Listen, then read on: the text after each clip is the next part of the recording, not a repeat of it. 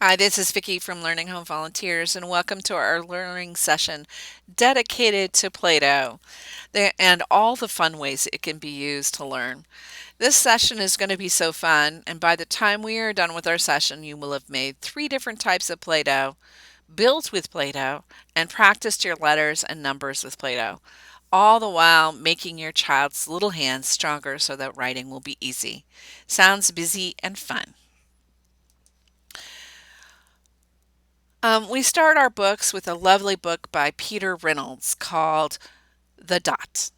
This book is about a little girl who is not sure she can actually draw, but simply puts a dot on the paper, which starts a great adventure. Our next book is about Little Blue and Little Yellow, who are best friends, but one day when they're very close, they become green.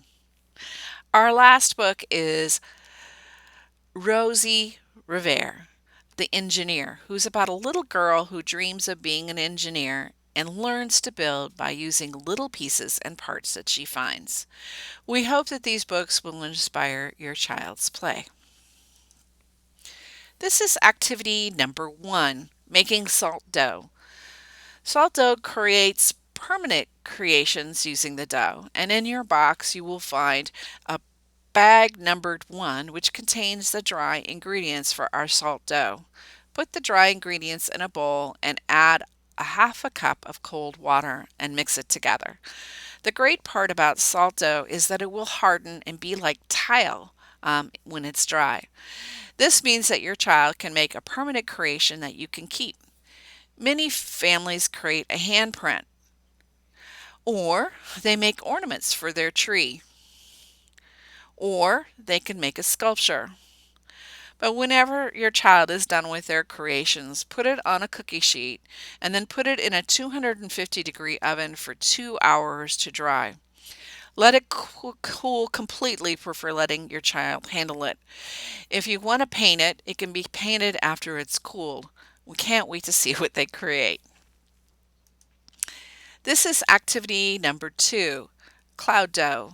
This is a sensory experience, actually a true delight. In your box, you will find 2 bags, one that contains cornstarch, which is so soft, and the other which contains hair conditioner. If your child doesn't like to touch the liquid, please let them put their fingers in the cornstarch before adding the hair conditioner.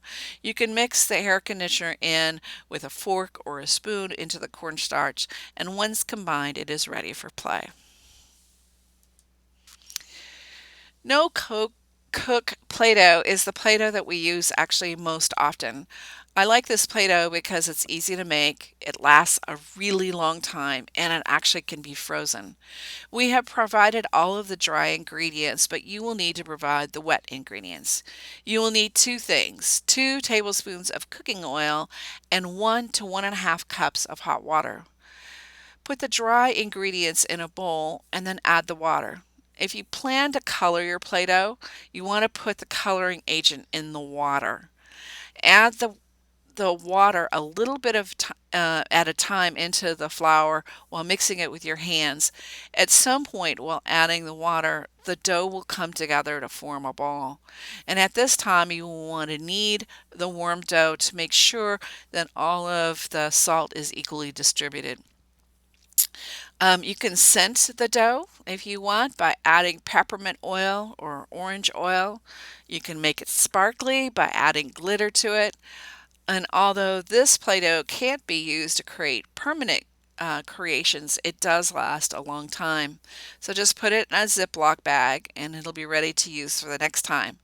If you find it has dried out a little, just sprinkle some water on it and knead the water into the dough and it'll be great, as good as new.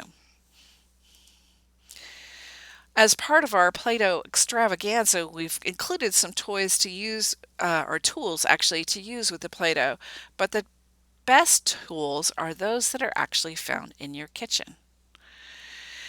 My child's favorite was the potato masher, but maybe yours really enjoys the forks or the spoons or the knives.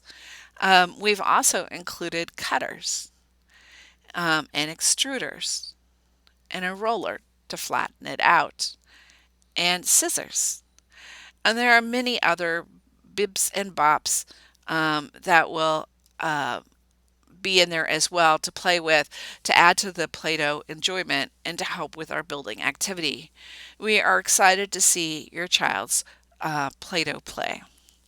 Well, that's it for this week, and I hope you come back and listen to the next week where we talk about using the special mats and also learning how to build using Play-Doh and pasta.